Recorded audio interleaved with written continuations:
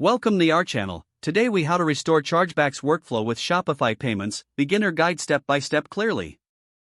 To restore the Chargebacks workflow with Shopify Payments, begin by accessing your Shopify admin panel. Log in using your credentials. Navigate to the settings option located at the bottom left of the screen. Click on Payments to view your payment settings. Find the section labeled Shopify Payments. Under this section, locate the Chargebacks option. Click on Manage Chargebacks to enter the Chargeback Management area. Review any chargebacks listed on this page. Select a specific chargeback to get more details. Carefully read through the information provided, including the transaction details and reason for the chargeback. Gather all necessary documentation that supports your case. This may include invoices, emails, or tracking information. Prepare a strong response to the chargeback. Use the Respond button to submit your case. Fill in the response form with your evidence and explanation. Ensure all information is accurate and detailed to strengthen your appeal.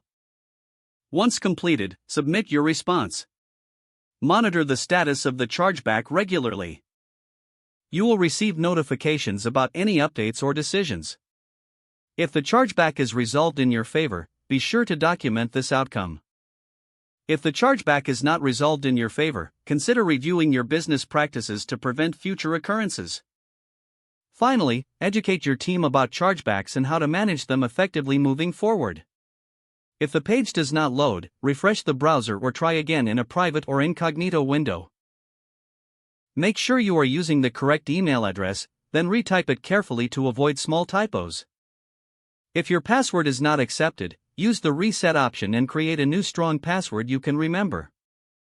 Check your spam folder for verification or security emails, then complete any requested confirmation steps. Enable two-factor authentication if available to improve account security and reduce unauthorized access risk. After signing in, review your profile details so your contact information and settings are accurate and current. If you see an error message, note it down and try again after restarting your device and internet connection.